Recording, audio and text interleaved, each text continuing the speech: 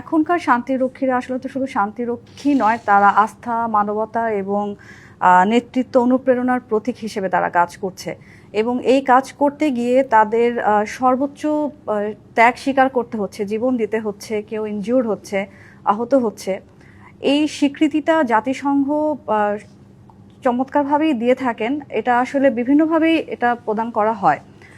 যেমন কোনো ব্যাটালিয়ান যদি যে যারা নিয়োজিত আছে শান্তি রক্ষায়, তারা যদি তাদের সেরকম মানে সাহসিকতামূলক কাজ করে, সেক্ষেত্রে বিভিন্ন ধরনের ইভেন্ট মেডেল দেওয়া হয়, সার্টিফিকেট প্রদান করা হয়।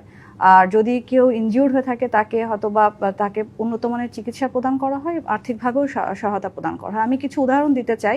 সম্প্রতি আপনারা জেনে থাকবেন যে আমাদের 6 জন শান্তিরক্ষীকে সর্বোচ্চ মেডেল দাগ দেয়া হয়েছে ইউএন হেডকোয়ার্টার থেকে, এবং সেটা আমাদের যে ইউএন হেডকোয়ার্টারের যে রিপ্রেজেন্টেটিভ আছেন তিনি সেটা গ্রহণ করেছেন।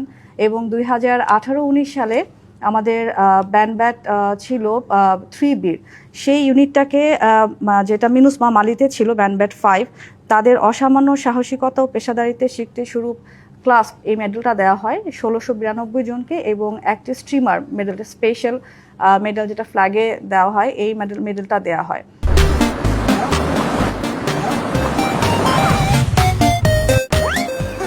তো এইভাবে বিভিন্ন সময়ে বিভিন্ন শান্তিরক্ষীদের বিভিন্ন রকম অবদানের জন্য, তাদের প্রশংসনীয় অবদানের জন্য এবং পার্টিসিপেশনের জন্য, শান্তি রক্ষার যে নিরলস প্রচেষ্টা তারা করে যাচ্ছেন, তার জন্য স্বীকৃতি সবসময় দেওয়া হয়ে আসছে। স্বীকৃতি আপনারা পাচ্ছেন, সেই স্বীকৃতিটা পাওয়ার জন্য নানান সময় নানান রকম চ্যালেঞ্জের মুখোমুখি হতে হচ্ছে। আমি একটু আপনার ব্যক্তিগত অভিজ্ঞতার কথা জানতে চাই।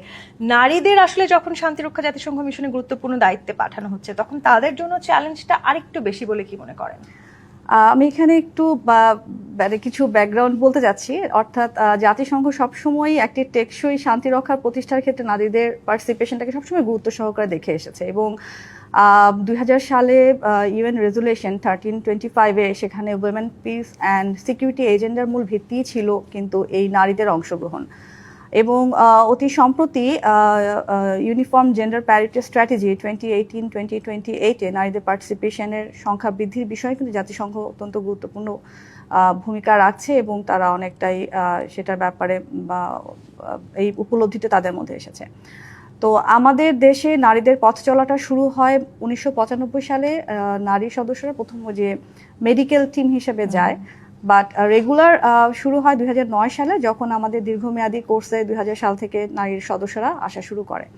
পরবর্তীতে 2015 সালে যখন সেনা সদস্য হিসেবে নারী সৈনিকরা পার্টিসিপেশন শুরু করে, তখন 2019 সাল থেকে আবার ফিমেল এঙ্গেজমেন্ট কন্টিজেন্ট হিসেবে একটা পার্ট হিসেবে তারা সেখানে যাচ্ছে এবং শান্তিরক্ষী হিসেবে নিয়োজিত আছে। এবং এ পর্যন্ত সর্বমোট 3900-র উপরে নারী সদস্যরা ইউএন মিশনে পার্টিসিপেট করেছে। বর্তমানে 295 জনের মতন আছে এখন। তো এতেই বোঝা যাচ্ছে যে আসলে নারীদের ভূমিকাটা কতটা বেশি। আর ব্যক্তিগতভাবে যদি বলতে চাই, আমি 2013 সালে আইভরি কোস্টে মাল্টিন্যাশনাল সেক্টর হেডকোয়ার্টারে আমি সিভিল মিলিটারি কোঅর্ডিনেটর হিসেবে, স্টাফ অফিসার হিসেবে আমি দায়িত্ব পালন করি। এবং এটা সিভিল মিলিটারি কোঅর্ডিনেটর মানে বোঝা যাচ্ছে যে আমার কাজটাই ছিল জাতিসংঘের সামরিক অংশ, জাতিসংঘের ইউএন এজেন্সি এবং তাদের যে এনজিওগুলো আছে তাদের সাথে স্থানীয় প্রশাসনের সমন্বয় সাধন করা।